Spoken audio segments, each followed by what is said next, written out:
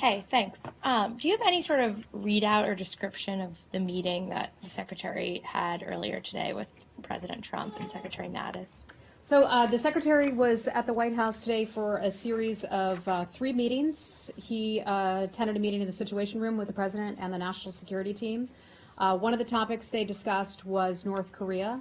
The Secretary then had lunch with the President and also Secretary Mattis. They also talked about Turkey and Iran as well. Sarah Sanders had addressed this a little bit earlier, and she talked about how the President and the Secretary are working hand in hand to move the agenda forward.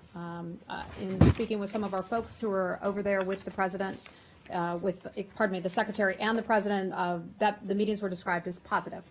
Did the Secretary have any assurances on his Well, job? hold on 1 second. Hold on, Carol. We have Iran, Turkey, and DPRK. That was 2. That was a lunch in the Situation Room. You said there were 3 meetings. Yeah, 3. I have in my notes from my colleagues over there that there were 3 meetings, and perhaps I have in my notes there were 3 meetings. So was there a third From somebody who was sitting there. There was a third private. The third meeting was with the I don't know. HR department. I don't know. I don't know. I don't know, but I can tell you that the meetings were positive. Okay. Anything else? Did he get any assurances on his job security Well, in I this mean, meeting? look, I think the President had talked about this earlier today, in which the President said that, that he has complete confidence in Secretary Tillerson. He was asked that question by reporters. The President said yes. The President has a strong relationship with Secretary Tillerson. I think that was made clear last week after their conversations. Okay. Anything? On that point. This issue of a potential rift was addressed last week by yourself and by Secretary Tillerson and his press availability. Was he disappointed that it was kind of revived by the President's interview in Forbes, where he made his joke about the relative IQ levels? I think the President's allowed to joke.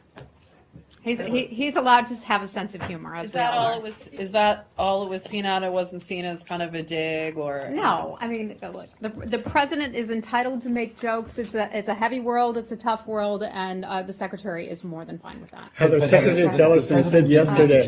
Connor, go right ahead. But the President wasn't joking on Saturday night when he said that he wishes Secretary Tillerson would be tougher. What did the Secretary make of those remarks? I think I've sat in plenty of meetings with the Secretary, and I've seen him be very tough on situations. So he exactly what the President was referring to, I don't know. But I can tell you firsthand that the Secretary can be very, very tough. One more question, though. Does the Secretary agree with his ally and friend Bob Corker that the President's tweets on foreign policy have undermined and hurt the United States' credibility?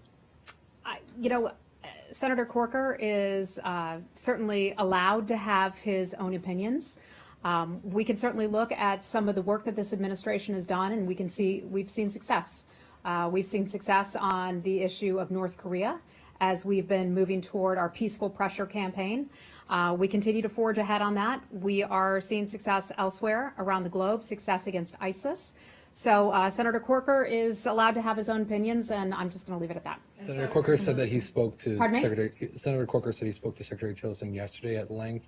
Can you confirm that they did speak and that the Secretary relayed that he doesn't agree with Senator Corker? I don't have a readout of that call. Secretary Tillerson said last week that they are working on some options for the President in case, as an alternative to staying in the Iran deal. Is it safe to assume 5 days before the certification that the Secretary has submitted his alternatives? Well, I know that there are a few plans that have been discussed and a few different options and arrangements, as any president would have his national security team weigh in with some different arrangements about how certain things could be constructed and how certain things would work. Yeah. Does the Secretary feel the need to prove with some kind of metric how smart he is? Does he feel like he's in competition with the President or other members of the Cabinet as to who's smarter? No, Matt. Okay, thank you. Okay. Hi, Alicia. Former President Jimmy Carter offered to go to North Korea to speak with Kim Jong-un. Is the State Department planning to help facilitate such a meeting?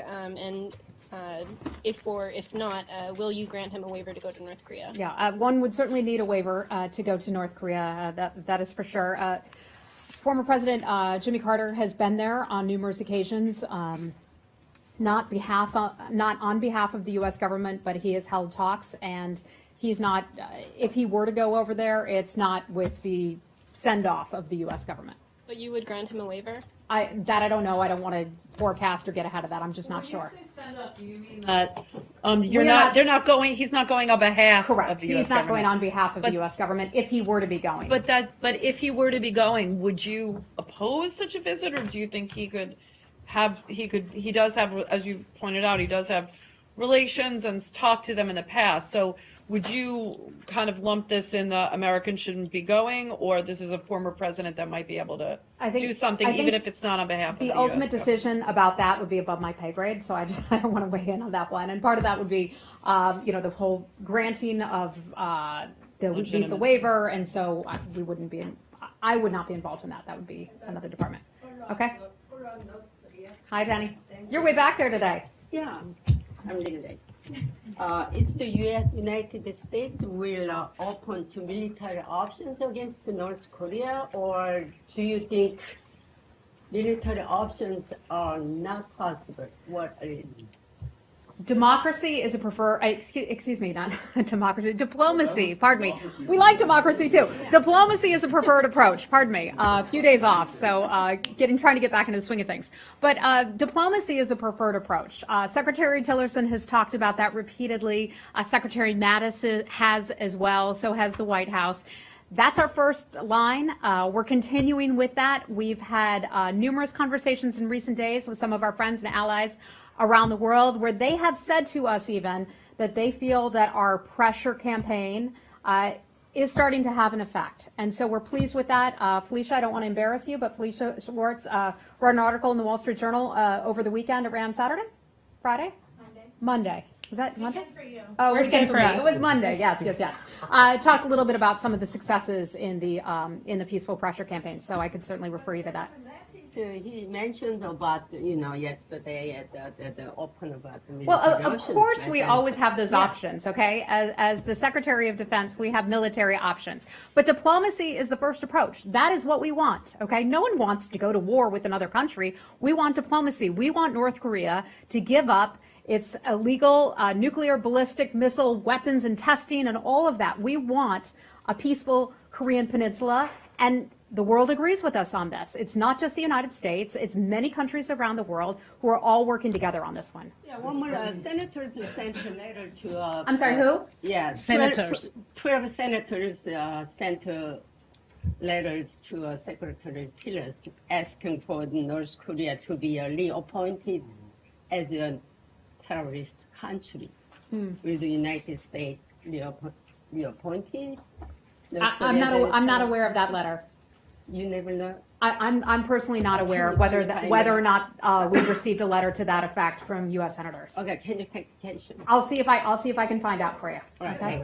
thanks. Yes. Hi. Legislation that required the department to come back on North Korea and give an assessment if it should be determined a state sponsor of terror or not, and that's due in the next month. So can you give us an update as to where the department is on that? Yeah, I just wouldn't get ahead of that at this point. Are you undertaking a reassessment? I'm not aware of that right now. We may be, but I'm just not aware of it. Okay. Heather, you talk about the preferred option being diplomacy, but the president has talked about only one thing will work.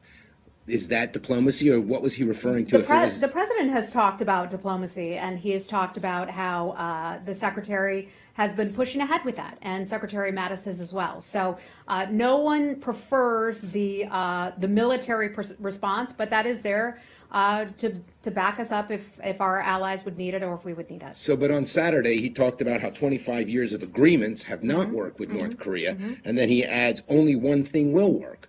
So does that mean it's diplomacy, which he seems to be disparaging in his comments? I think what the president was talking about is some of the past actions have not worked, where we've just talked and talked and talked and talked, and North Korea hasn't lived up to some of the things that it was supposed to. We would give things to North Korea in exchange for good behavior, and that good behavior, in fact, never really materialized. So I think I don't want to interpret the president's comments. I could refer you to the White House for more on that. Okay. in the past few days. Do you have any readouts of such recent conversations? I do not, but I know that those conversations have been taking place. With So, which countries? let me get back to you on that, okay? Okay. Okay, all right. Hey, Go to Venezuela. Are we? I'm sorry? Can we go to Venezuela? Are we done with North Korea? I'm sorry, we're going, where do you want? Venezuela. Venezuela. Are we ready to go there? Certainly, yes, go ahead. Right. Do you have anything on the visa denial of the ousted Attorney General Luisa Diaz? She said that she has proof of corruptions at the highest level of the Maduro administration. Yeah, so visa applications, and those are confidential. So no matter who it is or what the cause is, that's something that we don't comment on. I think we've talked about that before. They're confidential under a federal law. Overall, though, corruption in Venezuela, and we haven't talked about Venezuela much recently, human rights abuses, economic, financial mismanagement in North Korea. The move away from democracy has been a tremendous concern to ours. The humanitarian situation in Venezuela is horrific. It's something that our folks are following very closely. The Maduro regime continues to impose needless suffering on the Venezuelan people. Secretary Tillerson and Vice President Pence have been extremely focused on this situation, so we continue to monitor and watch it. She's also seeking political asylum in the United States. Is the State Department in communication with other federal agencies? I don't have any information for you on that. Okay. Her allegation was quoted in the human rights report by the State Department in the past, but not in these years. Why is the change? I'm not aware of that.